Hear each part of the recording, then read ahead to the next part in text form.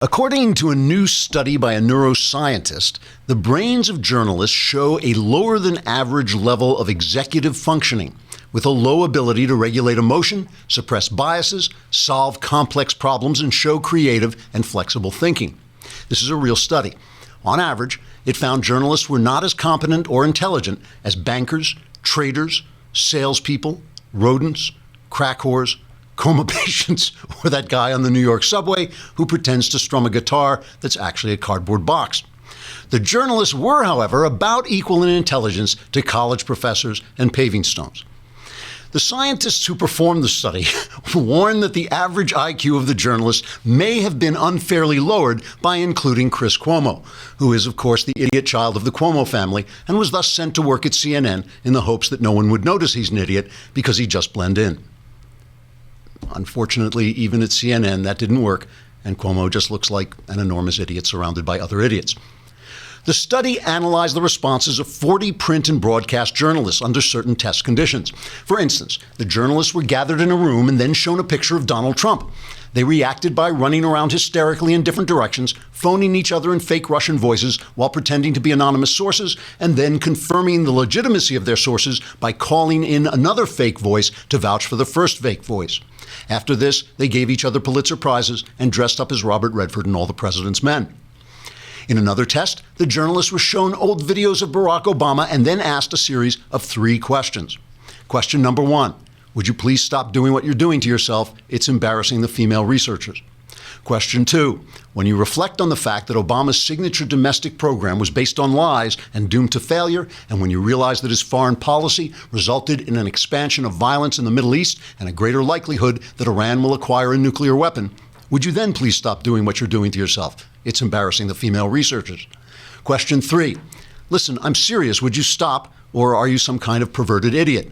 Oh, excuse me, Mr. Cuomo, I didn't recognize you with your pants off. Finally, in a series of multiple choice questions, the journalists were asked to assess various news stories. One example, a Muslim man shoots 15 innocent bystanders while shouting Allahu Akbar. He later tells the police he acted as a soldier for Islam, slaughtering in the tradition of Muhammad and according to the commands of the Quran. Who or what is responsible for the deaths of the bystanders? A, conservative Islamophobes. B, the gun. C, unemployment. D, please show me the video of Barack Obama again, and then turn away for a few moments. After the study was over, the journalists helped Chris Cuomo find his way out of the broom closet and went outside to play in traffic. Trigger warning, I'm Andrew Klavan, and this is The Andrew Klavan Show. I feel hunky-dunky, life is tickety-boo.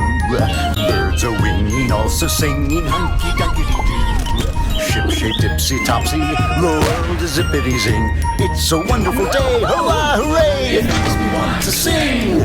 Oh, hurrah, hooray! Oh, hooray, hurrah! It's Mailbag Day. Yeah. Yay! Okay, but this is where I answer your questions, solve your problems, right? The answers are guaranteed 100% correct. They are guaranteed to change your life. Every now and again, they change your life for the better.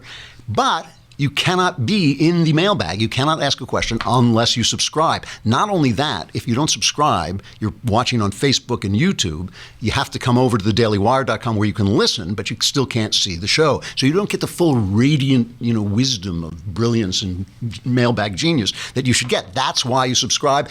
And if that's not enough, if changing your miserable existence is not enough, if you subscribe for a year, a lousy $8 a month, we will send you Ben Shapiro's new book that he wrote with his dad, David, called Say It's So, Papa, Dad, Me, and the 2005 White Sox champion season. It follows the White Sox through the entire season. It was the first time they'd won a championship, I think, since 1732, I think it was the last time the White Sox had won a championship. And it includes that adorable picture of Ben as a little boy, which most of us believe is actually made of wax because we don't believe that Ben actually ever was a little boy. But anyway, it's a very touching story by Ben and his dad, David.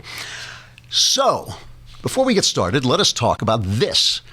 we keep talking, we always have this big talk about health insurance, but do you know that 30%, 1/3 of the people in the country, the families in the country, do not have any life insurance, which is nuts. Because as you get older, of course, people become to be dependent on you. And it may be your spouse, it may be your kids, or it may be your folks. As your folks get older and you start taking care of them, what happens if something happens to you? Like suddenly you are backed over by a truck and there's nobody there to take care of the people that you take care of. You got to have life insurance. You got to get it. And you're probably saying to yourself, hey, I'm just starting out in life. I can't afford life insurance. And that is why there is PolicyGenius.com. It is a very simple website that allows you to compare the prices of all the best insurance sellers, life insurance sellers, which means that you can sometimes get as much as 40% off other life insurance prices because, first of all, you don't have to go from place to place. You don't have to get on the phone. It's a really simple website. They don't push you. They don't give you any sales talks. They do have people to help you out and use the website. It's a very friendly website, very welcoming, and it's spelled Policy Genius. It's PolicyGenius.com. There's no jargon, there's no sales pressure, there's no hassle. It is life insurance made easy. You got to have it, and this is a good way to get it if you're starting out, and or if you just want to save money, right? It also has other things, like it actually has stuff like pet insurance in case you're dependent on your pet. I don't know how that works, but then maybe it's to take care of your pet. But you can check it out. Over $5 billion in life insurance has been placed at Policy Genius because that's where you go to save money. Wait, there's another page here. Do they offer you some fantastic deal? No, but it's a fantastic deal anyway. All right, so there it is. You don't need it because it's a free website. All right, so we're watching the aftermath of the terrorist attack with Britain is just on high alert. They've got the soldiers out there. Britain, one of the things about Britain, by the way, is you can't always be fooled by some of their politically correct talk. The British police and the British military are very, very tough hombres. And you do not want to fall into their clutches if you're a bad guy. So I always have they're actually better than most of Europe in hunting down these guys. They have a better conviction rate, a better arrest rate. And so they really are on the scene. The reason is this clown or we'll just call him evil loser, this evil loser who just blew up the Ariana Grande concert, was using weapons that were kind of sophisticated. It was a sophisticated attack. So they think this is not just some clown who put this stuff together. This really is a terrorist attack, and they've already arrested more people that they think were involved. So the place is really under arms and under high security, which is sad to see, but. It's part of what's happening because, Donald Trump is also continuing his trip. He was meeting with the Pope this morning. And the thing is, you reach a certain age in life. I have to tell you this, as you get to be the ancient of days that I have now become, it's like when you're in a plane and it gets high enough where you start to see the curve of the earth. You start to see that things really do change and nothing is permanent and things go away. You can't see over the curve. It's not like being in space where you get that whole big picture of what history is going to be like. But you do see that things are really different. The America we live in now is not the America I grew up in. Europe is gone. I mean, England is still here because it's kind of it's kind of the 51st state of the United States. And as long as we're linked together, we still have these bonds, mystic bonds of memory. So England is still out there. But the rest of Europe, I really do believe it's died. Obviously the Europe that was the great Europe, the Europe that began with the Reformation, that produced all of the greatest art and culture that has ever existed in human history that wasn't made by ancient Greeks. The Europe of Mozart, the Europe of Shakespeare, the Europe of Da Vinci and Michelangelo. That Europe died, I think, in the two world wars. I think that it's really interesting when you study World War I, it seems to have started for no reason whatsoever. It was almost like a disease. It was like Europe had run its course, it was done, and it just died. And it died by wiping out a generation of men. It never really came back from that. And World War II, with its Holocaust, was just a true death throw. And I think that what we're seeing now is that playing out. Obviously there's still a Europe in the same way there's still a Rome, there's still a Greece, and they'll continue to be a Europe. But I really think that the will to live, seems to be gone from the people, that they allow these Islamists to come in, that Angela Merkel has opened the gates of Europe to let them come sweeping in, and nobody, and nobody's even wants to come out and just say, there's a problem with this philosophy. There is a way to express this without attacking people, without attacking individuals, saying there's something wrong with this philosophy, which is what I think Donald Trump did in his speech in Saudi Arabia that I thought was a really important thing that he did. But I'll get back to that in a minute. It's that, they keep tweeting these things and saying these things like in order to win against the terrorists, what we have to do is carry on just as always. But think about that for a minute. Think about you're like in Berlin in 1945, and the Soviets are closing in from one side, and the Americans and British are closing in from the other side. Think of what it would be as like if we don't keep doing what we're doing, the Allies win. The Allies have won. They're about to march through your city, and these guys are going to keep blowing people up. And so what does that mean? Go on doing what you do. Don't be afraid for your children. I mean, this was like blowing up a middle school. You blow up an Ariana Grande concert. That's, one of the people who died was 8 years old. What are you going to say to those parents? Like, just keep on doing what you do? That their life is gone. They're the thing that made their life, their life has changed forever, and that child who's been wiped out, that's imprinted on everybody's mind. You can't go on doing what you do. So they've lost this will to say, this is who we are.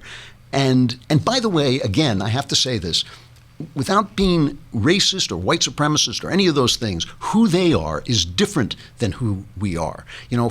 France is named France because of the Franks. They are a racially founded countries. The only non-racially founded country in the world is this one. We are a creedal country. We are based on a creed. We can take in people of a million different races and turn them into Americans. I'm not so sure you can do that in England or France or Germany. And it may be that their idea of diversity is just an idea that they're not going to be who they were anymore. And things change, and these are some of the things that change. Nations rise and fall, empires rise and fall, continents rise and fall, and that may be what we're seeing. But it is why Trump is an important figure, and the figure that he's cutting overseas means so much.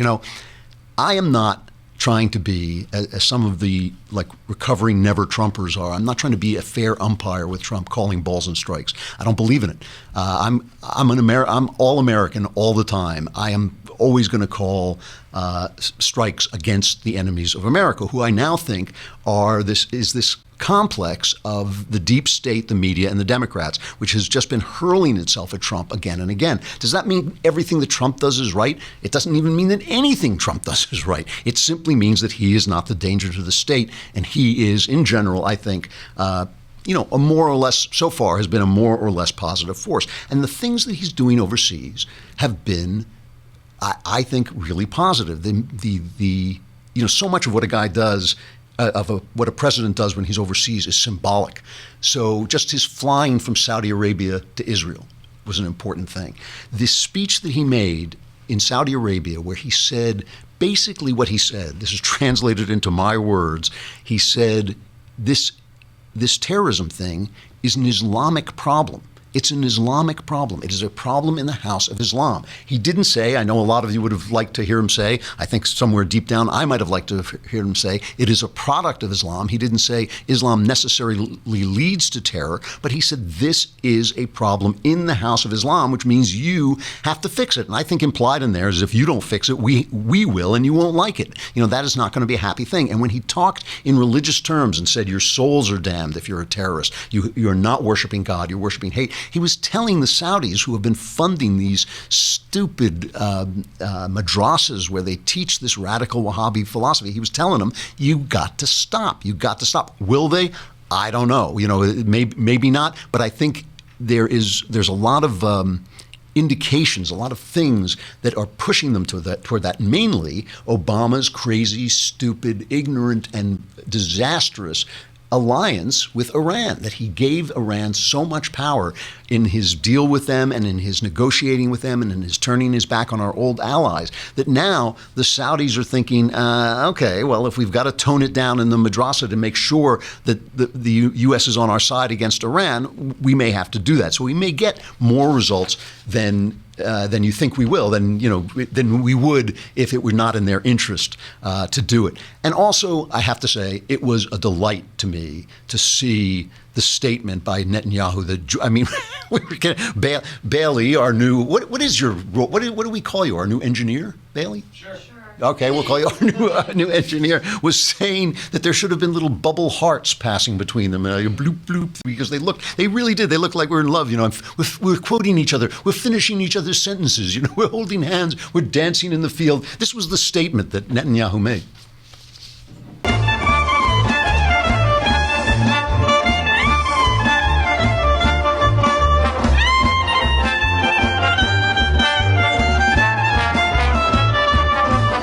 I mean, that's a happy guy, That's a guy. All right, that may have just been what was going on in his mind. So Trump is sending a message overseas, and I think it's an important message. It is a new version of American conservatism. He sounds a little bit more, not a little bit more, he sounds a lot more isolationist, certainly, than George W. Bush. I think that the George W. Bush thing didn't work out too well. It might have worked out. It might have worked out, but it was badly handled. Hey, I got to say goodbye to the people on Facebook and YouTube, which means you are going to miss the mailbag unless you come to thedailywire.com and listen to the rest. And while you're there, subscribe. You will get to ask your own questions in the mailbag. Plus, we'll send you Ben's new book, Say It's So.